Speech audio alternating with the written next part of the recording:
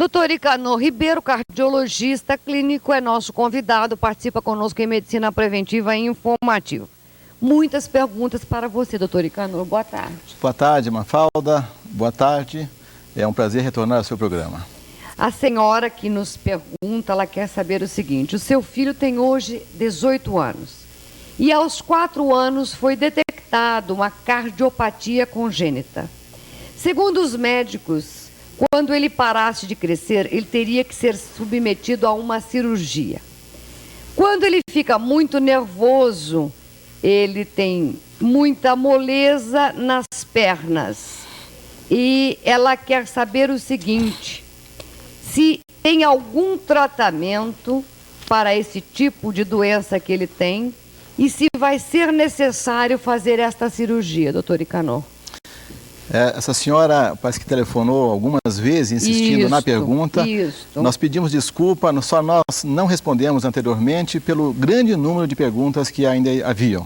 Mas nós vamos responder com o maior prazer nesse momento. Ela frisa, inclusive, que ele é muito pálido e faz muito tempo que ele não faz nenhum tratamento.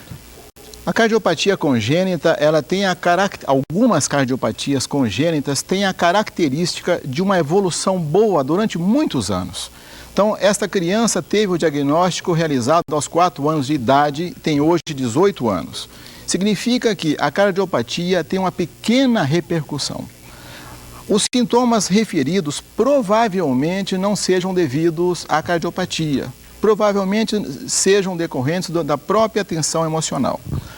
Qual é a solução para o caso deste rapaz de 18 anos? Ele deve ser agora examinado clinicamente, nós devemos conversar com ele para saber a extensão dos seus sintomas, a importância dos seus sintomas. Vamos realizar uma radiografia, um eletrocardiograma e um ecocardiograma.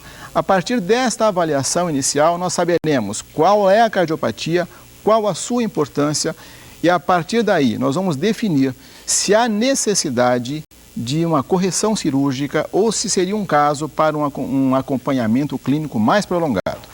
Resumindo, a senhora deve, tão logo que seja possível, levar o seu filho a um cardiologista para que seja corretamente avaliado.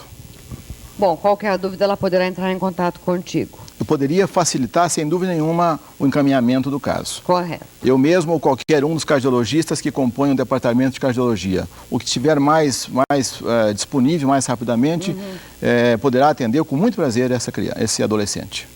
64 anos, renal crônico, diabético e hipertenso. Até quando o coração poderá resistir?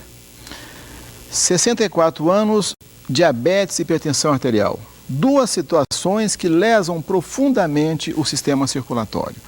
O coração, felizmente, tem uma grande capacidade de adaptação. Ele vai resistir por muito tempo, ele vai espessar, ele vai engrossar, ele vai dilatar e vai funcionar durante muito tempo. Mas a pergunta não é até quando o coração vai aguentar. Até quando, a pergunta correta seria, até quando o sistema circulatório como um todo suportaria esta agressão? Que também é renal crônico.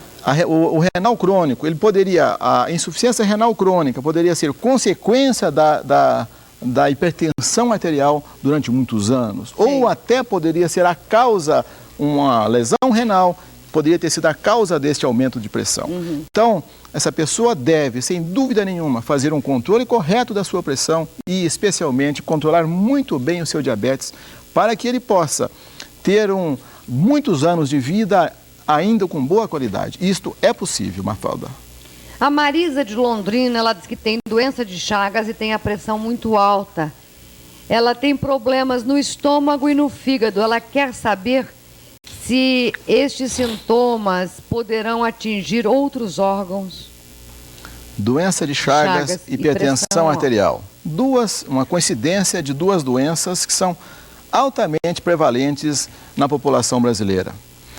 Os sintomas referidos podem ser consequência da própria doença de Chagas. A doença de Chagas lesa, além do coração, de todo o sistema circulatório, lesa também o tubo digestivo, o esôfago especialmente, o intestino e também o próprio estômago.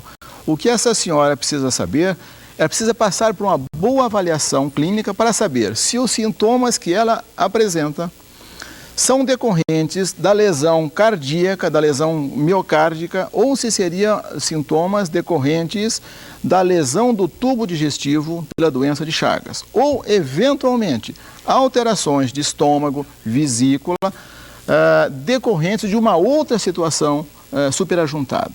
Enfim, ela precisa ser adequadamente avaliada por um cardiologista para saber em que estágio está a sua doença de Chagas e, a partir daí, o cardiologista poderia dizer se os sintomas são decorrentes da doença de Chagas ou são decorrentes de uma outra situação que seria investigada por um outro profissional. Uma outra patologia. Uma outra patologia que seria visto por um gastroenterologista, um especialista de estômago, por exemplo. Nós temos mais perguntas, mas vai ficar para a próxima semana, doutor Icanor. Voltarei, então, na